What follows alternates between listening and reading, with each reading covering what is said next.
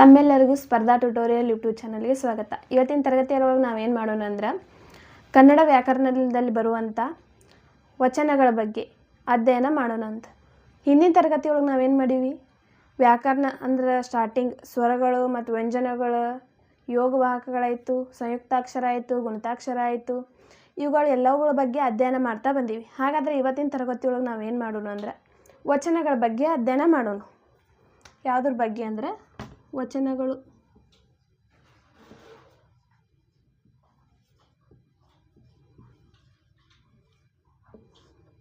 ಈ ವಚನಗಳ ಬಗ್ಗೆ ಅಧ್ಯಯನ ಮಾಡೋಣ. ನೋಡ್ರಿ, ನಾವು ವಚನ ಅನ್ನೋದು ಸಾಮಾನ್ಯ ಅರ್ಥದಲ್ಲಿ ಹೇಳ್ಬೇಕಂದ್ರೆ ನೀವು ಹೇಳ್ತಿರಲ್ಲ, ಪ್ರಾಮಿಸ್ ಮಾಡು, ಅದು ಮಾಡು, ಇನ್ನೊಂದು ಮಾಡು, ಮತ್ತೊಂದು ಮಾಡು ಅಂಥೇಳಿ, ಅದನ್ನು ನಾವು ಆಡು ಭಾಷೆ ಒಳಗೆ ವಚನ ಅಂತ ಹೇಳಿ ಕರೆದ್ರೆ, ಈ ವಚನ ಅನ್ನೋದೇನು, ಒಂದು ಮಾತು ಕೊಡು ಅಂತ ಹೇಳಿ ಬರ್ತದೆ, ಒಂದು ಪ್ರತಿಜ್ಞೆ ಮಾಡು ಅಂತ ಹೇಳಿ ಬರ್ತದೆ. ಈ ಸಾಮಾನ್ಯ ಅರ್ಥದಲ್ಲಿ ಬಂದ್ರೆ ಹಲವಾರು ಅರ್ಥಗಳನ್ನು ಕೊಡ್ತಾ ಬರ್ತೈತಿ. ಆದರೆ ನಾವು ಇದನ್ನು ವ್ಯಾಕರಣ ಭಾಷೆಯಲ್ಲಿ ಅಂದರೆ ಕನ್ನಡ ವ್ಯಾಕರಣಕ್ಕೆ ಅನುಗುಣವಾಗಿ ನೋಡ್ಬೇಕಂದ್ರೆ ಗಣನೆ, ಸಂಖ್ಯೆ ಅಂಥೇಳಿ ಅರ್ಥವನ್ನು ಕೊಡ್ತೈತಿ. ಈ ವಚನಗಳನ್ನು ಕೆ ಸಿ ರಾಜನ ಪ್ರಕಾರ ಅಂದರೆ ಸಂಸ್ಕೃತದಲ್ಲಿ ಕೆ ಸಿ ರಾಜ 3 ಪ್ರಕಾರದ ವಚನಗಳನ್ನಾಗಿ ಮಾಡಿದ್ರೆ, ನಮ್ಮ ಕನ್ನಡ ಭಾಷೆಯಲ್ಲಿ 2 ಪ್ರಕಾರದ ವಚನಗಳನ್ನು ನೋಡ್ತೀವಿ. ಮೊದಲೇನು ಮಾಡೋಣ ಅಂದ್ರೆ ಸಂಸ್ಕೃತದಲ್ಲಿ ಬರುವಂಥ ಕೆ ಸಿ ರಾಜನ ಪ್ರಕಾರ ಎಷ್ಟು ವಚನಗಳದಾವನ್ನು ನೋಡೋಣ. ನೋಡ್ರಿ, ಕೆ ಸಿ ರಾಜನ ಪ್ರಕಾರ ಎಷ್ಟು ವಚನಗಳಂದ್ರೆ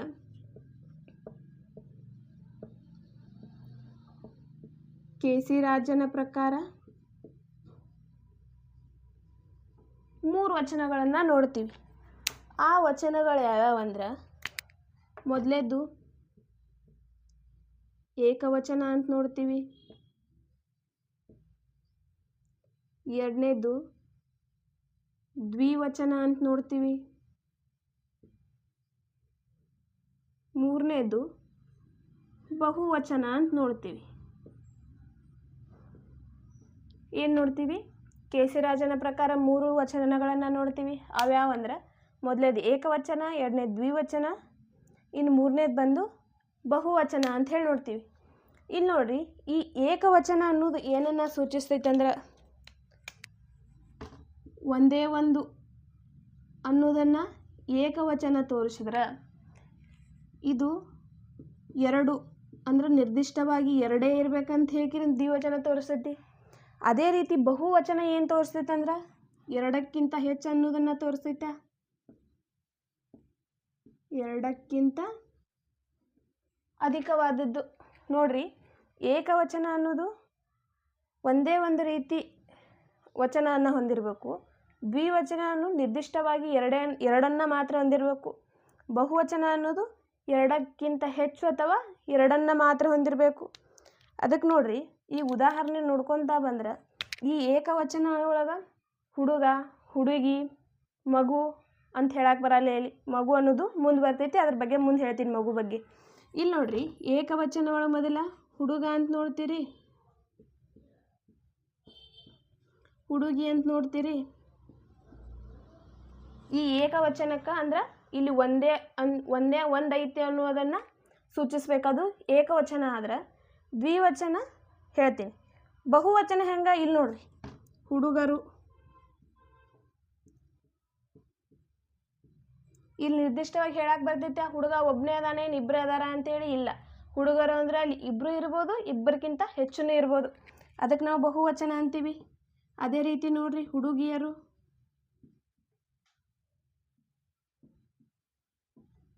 ಹುಡುಗಿಯರು ಬಹುವಚನ ಆಗ್ತೈತಿ. ಮಕ್ಕಳು,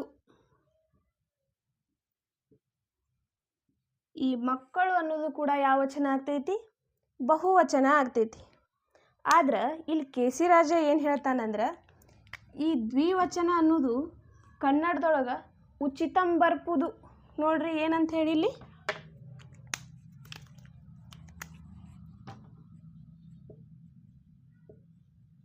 ಉಚಿತಂ ಬರ್ಪುದು ಅಂತ ಹೇಳ್ತಾನೆ. ಉಚಿತಂ ಬರ್ಪುದು ಅಂದ್ರೆ ಈ ದ್ವಿವಚನ ಅನ್ನೋದು ಸಂಸ್ಕೃತದೊಳಗೆ ಅಷ್ಟೇ ಬಳಸ್ತೀವಲ್ಲ, ಹಾಗಾಗಿ ಹಳೆಗನ್ನಡದೊಳಗೆ ಉಚಿತಂ ಬರ್ಪುದು ಅಂದ್ರೆ ಉಚಿತವಾಗಿ ಕೆಲವೊಂದು ಸಾರಿ ಬರ್ತೈತಿ ಅಂಥೇಳಿ ಕೆ ಸಿ ರಾಜ ಹೇಳ್ತಾನೆ. ಹಾಗಾದ್ರೆ ಇದಕ್ಕೆ ಉದಾಹರಣೆ ಯಾವುದಂತ ನೋಡೋಣ ಬರ್ರಿ. ನೋಡ್ರಿ ಉದಾಹರಣೆ, ಈ ವಚನವನ್ನು ನಾವು ಗುರುತಿಡೋದು ಭಾಳ ಈಸಿ. ಯಾಕಂದ್ರೆ ಲಾಸ್ಟಿಗೆ ವ್ಯಂಜನಾಕ್ಷರದಿಂದ ಕೂಡಿರ್ತದೆ. ನೋಡ್ರಿ ಇಲ್ಲಿ ಕಣ್ಗಳು, ಈ ಥರ ವ್ಯಂಜನದಿಂದ ಕೂಡಿರ್ತೈತಿ. ಕಣ್ಗಳು ನೋಡ್ರಿ, ದ್ವಿವಚನ ಅಂದ್ರೆ ಕಣ್ಗಳು, ಕಣ್ಣಂದ್ರೆ 2 ಅದಾವ. ಹೌದು. ನೆಕ್ಸ್ಟ್ ನೋಡ್ರಿ ಕಾಲ್ಗಳು, ಕಾಲಂದು ಅನ್ನೋದು 2 ಅದಾವ. ಏನು 2ಕ್ಕಿಂತ ಹೆಚ್ಚದಾವ ಅಂತ ಹೇಳ್ಬೋದಾ? ಇಲ್ಲ. ಏನು 1 ಐತೆ ಅಂತ ಹೇಳ್ಬೋದಾ? ಇಲ್ಲ. ನಿರ್ದಿಷ್ಟವಾಗಿ 2 ಅದಾವ ಅಂತೇಳಿ ಸೂಚಿಸೋದನ್ನ ನಾವೇನಂತೀವಿ? ದ್ವಿವಚನ ಅಂತೇಳಿ ಕರಿತೀವಿ. ಹೌದಾ? ಈ ಏಕವಚನ ಆಯಿತು, ದ್ವಿವಚನ ಆಯಿತು ಮತ್ತು ಬಹುವಚನ ಆಯಿತು. ಇವುಗಳನ್ನು ನಾವು ಸಂಸ್ಕೃತದಲ್ಲಿ ಕೆ ಸಿ ರಾಜನ ಪ್ರಕಾರ 3 ವಚನಗಳನ್ನು ನೋಡಿದ್ರೆ ನಮ್ಮ ಕನ್ನಡದಲ್ಲಿ 2 ರೀತಿ ವಚನಗಳನ್ನು ಕಾಣ್ತೀವಿ. ಅವು ಯಾವ ಅಂತಂದ್ರೆ ನೋಡೋಣ ಈಗ.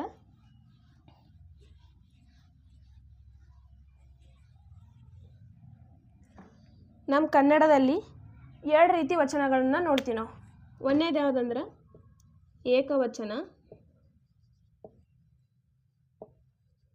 ಎರಡನೇದು ಯಾವುದಂದ್ರೆ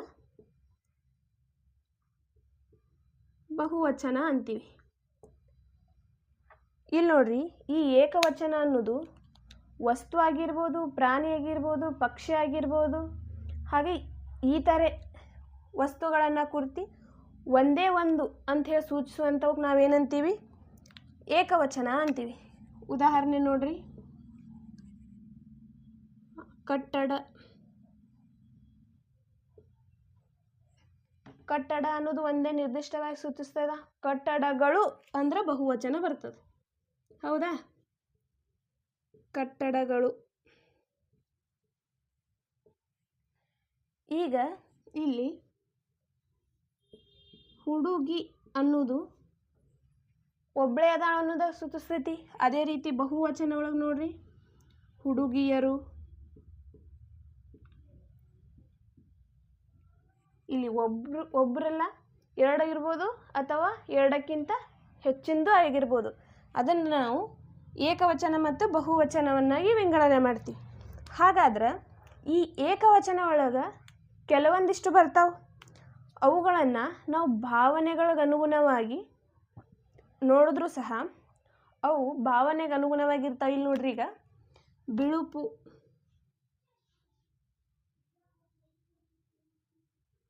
ಬಿಳುಪು ಅನ್ನೋದೊಂದು ಭಾವನೆಯನ್ನು ಸೂಚಿಸ್ತದ.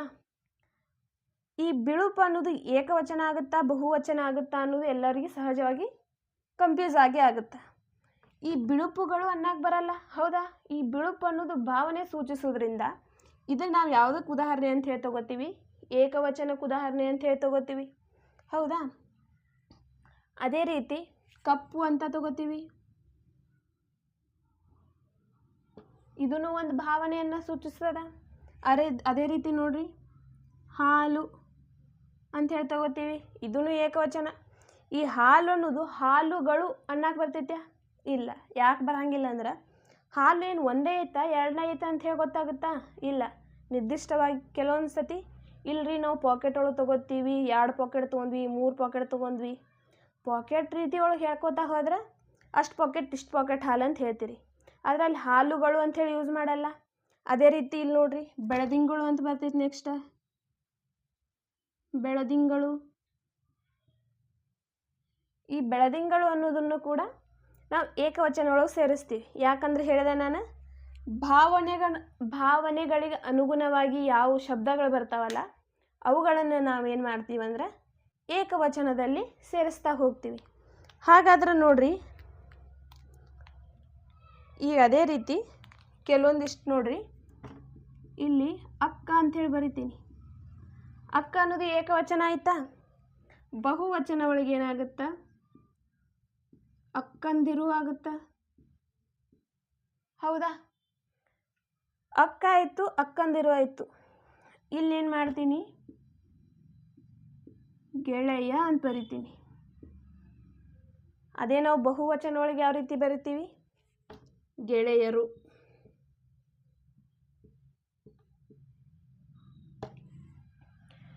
ಈ ಏಕವಚನ ಮತ್ತು ಬಹುವಚನ ನಾವು ಸರಳವಾಗಿ ಯಾವ ರೀತಿ ನೋಡ್ಬೋದು? ಯಾವುದೇ ವಸ್ತು ಆಗಿರ್ಬೋದು, ಪ್ರಾಣಿ ಆಗಿರ್ಬೋದು, ಪಕ್ಷಿ ಆಗಿರ್ಬೋದು, ಸ್ಥಳ ಆಗಿರ್ಬೋದು, ಅವುಗಳಲ್ಲಿ ಒಂದನ್ನೇ ಸೂಚಿಸ್ತಿದ್ರೆ ಅವಕ್ಕೆ ಏಕವಚನ ಅಂತೀವಿ. ಎರಡು ಅಥವಾ ಎರಡಕ್ಕಿಂತ ಹೆಚ್ಚಿನ ಶಬ್ದಗಳನ್ನು ಸೂಚಿಸುವಂಥವಿದ್ರೆ ಅವಕ್ಕೆ ಬಹುವಚನ ಅಂತೀವಿ. ಈ ಏಕವಚನ ಮತ್ತು ಬಹುವಚನ ನೋಡಿದಾದ್ಮೇಲೆ ನಾವು ಕೆಲವೊಂದಿಷ್ಟು ಬಹುವಚನದ ಪ್ರತ್ಯಯಗಳನ್ನು ನೋಡ್ತೀವಿ. ಅವುಗಳನ್ನು ಯಾವುದಕ್ಕೆ ಅನುಗುಣವಾಗಿ ಅಂದ್ರೆ ಈ ಏಕವಚನದಿಂದ ಬಹುವಚನವಾಗಿ ಬದಲಾಯಿಸೋ ಮುಂದೆ ಕೆಲವೊಂದಿಷ್ಟು ಬಹುವಚನದ ಪ್ರತ್ಯಯಗಳು ಬಂದು ಆ್ಯಡ್ ಆಗ್ತಾವೆ. ಇಲ್ಲಿ ಅವು ಯಾವಂಥೇಳಿ ಈಗ ನೋಡೋಣ.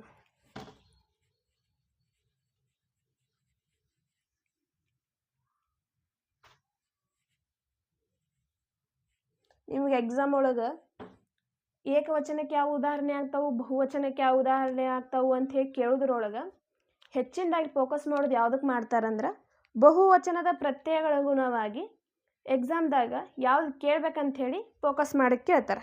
ಈಗ ನೋಡ್ರಿ ಬಹುವಚನದ ಪ್ರತ್ಯಯಗಳು ಯಾವಂಥೇಳಿ ನೋಡೋಣ. ಮೊದಲು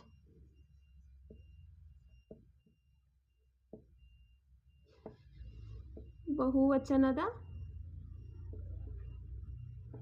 ಪ್ರತ್ಯಯಗಳು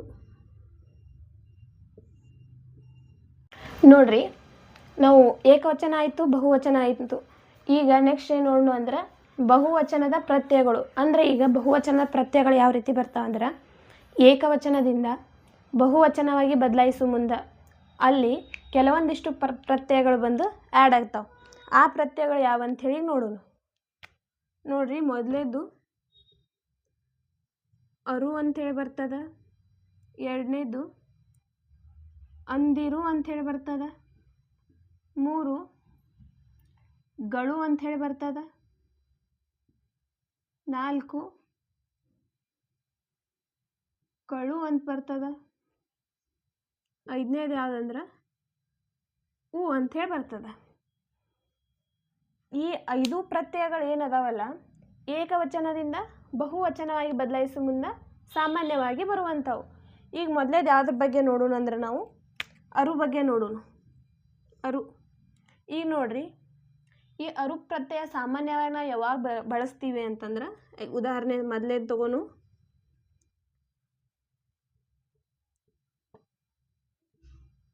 ಲೇಖಕ ಅಂಥೇಳಿ ತಗೋತೀವಿ. ಈ ಲೇಖಕ ಅಂಥೇಳಿ ತಗೊಂಡಾಕಾರ ಅರು ಬಳಸ್ತೀವೋ, ಅಂದಿರು ಬಳಸ್ತೀವೇನು, ಗಳು ಬಳಸ್ತೀವ, ಕಳು ಬಳಸ್ತೀವೇನು, ಹೂ ಬಳಸ್ತೀವ? ಲೇಖಕಗಳು ಅಂತೂ ಆಗಲ್ಲ, ಲೇಖಕ ಕಳು ಆಗಲ್ಲ, ಲೇಖಕ ಹೂ ಆಗಂಗಿಲ್ಲ, ಲೇಖಕ ಅಂದಿರು, ಲೇಖಕಂದಿರು ಅದೂ ಅಂತಾಗಲ್ಲ. ಇಲ್ಲಿ ಅರು ಅನ್ನುವಂಥ ಪ್ರತ್ಯಯ ಬಂದು ಸೇರಿ ಏನಾಗುತ್ತಿದು ಲೇಖಕರು ಆಗುತ್ತೆ. ಹೌದಾ? ಅದೇ ರೀತಿ ಈ ಲೇಖಕ ಆಗನ ನೆಕ್ಸ್ಟ್ ಎಕ್ಸಾಂಪಲ್ ಶಿಕ್ಷಕಕ್ಕೆ ಹೋಗುನು. ಶಿಕ್ಷಕ ಪ್ಲಸ್ ಅರು ಶಿಕ್ಷಕರು. ಹೌದಾ? ಈಗ ಈ ಅರು ಅನ್ನುವಂಥ ಪ್ರತ್ಯಯನ ನಾವು ಈ ರೀತಿ ಬಳಕೆ ಮಾಡಿದ್ರೆ ಅಂದಿರು ಅನ್ನುವಂಥ ಪ್ರತ್ಯಯಗಳನ್ನು ಯಾವ ಟೈಮ್ದಾಗ ಬಳಸ್ತೀವಿ ಅಂತಂದ್ರೆ ಸಂಬಂಧ ಸೂಚಿಸುವಂಥ ಪದಗಳ ಮುಂದೆ ನಾವೇನು ಮಾಡ್ತೀವಿ ಅಂದಿರು ಅನ್ನುವಂಥ ಪ್ರತ್ಯಯನ ಬಳಸ್ತೀವಿ. ಇಲ್ಲಿ ನೋಡ್ರಿ, ಈಗ ಈ ಅಂದಿರಕ್ಕೂ ಉದಾಹರಣೆ ನೋಡ್ತಾ ಬಂದ್ರೆ ಉದಾಹರಣೆ ನೋಡ್ರಿ, ನಾ ಆವಾಗಲೇ ಏಕವಚನ ಮತ್ತು ಬಹುವಚನಾಗ ಅಕ್ಕ ಅಂಥೇಳಿ ಒಂದು ಉದಾಹರಣೆಯನ್ನು ಕೊಟ್ಟಿದ್ದೆ. ಈ ಅಕ್ಕ ಅನ್ನೋದು ಏಕವಚನ ಪದವಾದ್ರೆ ಈ ಅಕ್ಕ ಅನ್ನೋದಕ್ಕೆ ಅಂದಿರು ಅನ್ನುವಂಥ ಪ್ರತ್ಯಯ ಬಂದು ಸೇರಿದಾಗ ಇದು ಏನಾಗ್ತೈತೆ ಅಂದ್ರೆ ಅಕ್ಕಂದಿರು ಆಗುತ್ತಾ, ಅಕ್ಕಂದಿರು ಆಗುತ್ತಾ. ಅದೇ ರೀತಿ ಈಗ ನೋಡ್ರಿ, ತಮ್ಮ ಅಂತ ಹೇಳಿ ತಗೋತೀರಿ. ಈ ತಮ್ಮ ಅನ್ನೋದಕ್ಕೆ ಅಂದಿರು ಅನ್ನುವಂಥ ಪ್ರತ್ಯಯ ಬಂದು ಸೇರಿದ್ರೆ ತಮ್ಮಂದಿರು ಆಗುತ್ತಾ.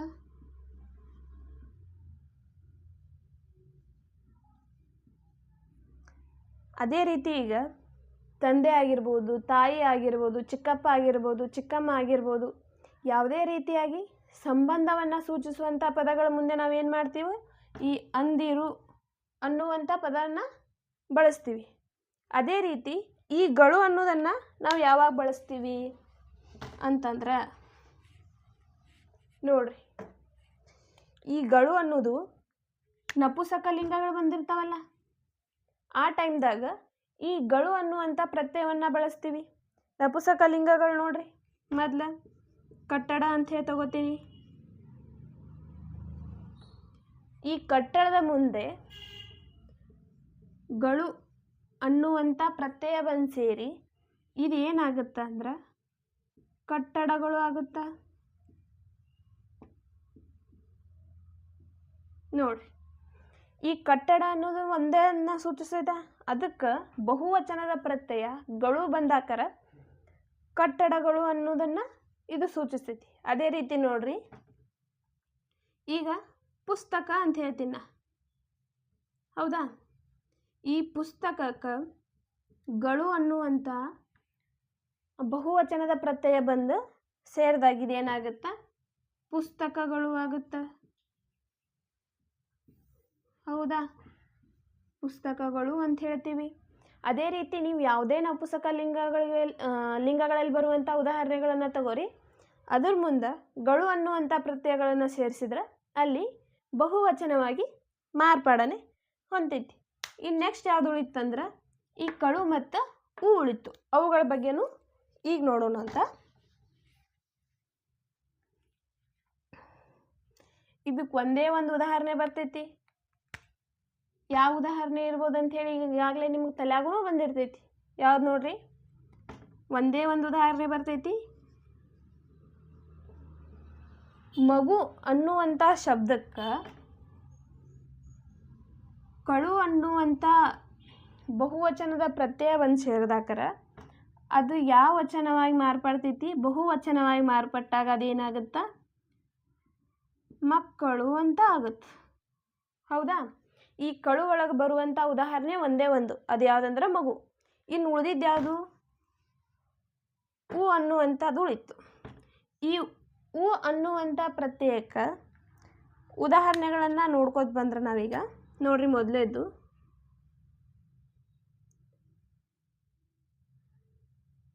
ನಾನು ಅನ್ನುವಂಥ ಒಂದು ಪದವನ್ನು ತಗೋತೀನಿ. ಅದಕ್ಕೆ ಹೂ ಅನ್ನುವಂಥ ಪ್ರತ್ಯಯವನ್ನು ಸೇರಿಸಿದಾಗ ಇದು ಏನಾಗುತ್ತಾ ನಾವು ಆಗುತ್ತಾ. ಅದೇ ರೀತಿ ನೀನು ಅಂತ ಹೇಳಿ ತಗೊಂಡಕ್ಕಾರ ನೀನು ಎನ್ನುವಂಥ ಪದಕ್ಕೆ ಹೂ ಅನ್ನುವಂಥ ಪ್ರತ್ಯಯ ಸೇರಿಸಿದ್ರೆ ಇದೇನಾಗುತ್ತಾ ನೀವು ಆಗುತ್ತೆ, ಹೌದಾ? ನೋಡ್ರಿ, ಈ ಬಹುವಚನದ ವಿಭಕ್ತಿ ಪ್ರತ್ಯಯ ಒಳಗೆ 5 ರೀತಿ ಪ್ರತ್ಯಯಗಳು ಬರ್ತಾವ. ಅದು ಯಾವ ಟೈಮ್ದಾಗ ಅಂದ್ರೆ ಏಕವಚನದಿಂದ ಬಹುವಚನವಾಗಿ ಬದಲಾಯಿಸು ಮುಂದೆ ಬರ್ತಾವೆ. ಈ ಅಂದಿರು, ಅರು, ಅಂದಿರು, ಗಳು, ಕಳು ಮತ್ತು ಹೂ ಅನ್ನುವಂಥವು ಯಾವ್ಯಾವ ಟೈಮ್ದಾಗ ಬರ್ತಾವಂತ ಹೇಳಿದ್ದೇನ, ಇದು ಆಮೇಲೆ ಇದು ಇದು ಇದು ಇದು ಇವು 5 ನೀವು ಎಕ್ಸಾಮ್ ಪಾಯಿಂಟ್ ಆಫ್ ಆಗಿ ಇದ್ರ ನೆನ್ಪಿಟ್ಕೋಬೇಕು. ನಿಮಗೆ ಸಾಮಾನ್ಯವಾಗಿ ಇದ್ರ ಬೇಸ್ ಮ್ಯಾಗೆ ಕ್ವಶನ್ನ ಕೇಳ್ತಾರೆ. ಹಾಗಾದ್ರೆ ಇವತ್ತಿನ ತರಗತಿ ಒಳಗೆ ನಾವು ವಚನಗಳಲ್ಲಿ ಕೆ ಸಿ ರಾಜನ ಪ್ರಕಾರ ಎಷ್ಟು ವಚನಗಳದಾವ, ಕನ್ನಡದಲ್ಲಿ ಎಷ್ಟು ವಚನಗಳು ಬರ್ತಾವೆ ಅನ್ನೋದನ್ನು ನೋಡಿದ್ವಿ. ಅದರೊಳಗೆ ಬಹುವಚನದ ಪ್ರತ್ಯಯಗಳು ಯಾವ್ಯಾವು, ಯಾವ ಟೈಮ್ದಾಗ ಬಂದು ಆ್ಯಡ್ ಆಗ್ತಾವೆ ಅನ್ನೋದನ್ನು ಇವತ್ತಿನ ತರಗತಿ ಒಳಗೆ ನಾವು ತಿಳ್ಕೊಂಡ್ವಿ. ಹಾಗಾದ್ರೆ ಇವತ್ತಿನ ಕ್ಲಾಸ್ ನಿಮಗೆಲ್ಲರಿಗೂ ಇಷ್ಟ ಆಗಿತ್ತಂದ್ರೆ ನಮ್ಮ ಚಾನಲನ್ನು ಸಬ್ಸ್ಕ್ರೈಬ್ ಮಾಡೋದ್ರೊಂದಿಗೆ ನಿಮ್ಮ ಫ್ರೆಂಡ್ಸ್ಗೂ ಶೇರ್ ಮಾಡಿರಿ ಅಂತ ಹೇಳ್ತಾ ನನ್ನ ಚಾನಲ್ಗೊಂದು ಹಾಗೆ ಲೈಕ್ ಕೊಡಿರಿ. ಧನ್ಯವಾದಗಳು.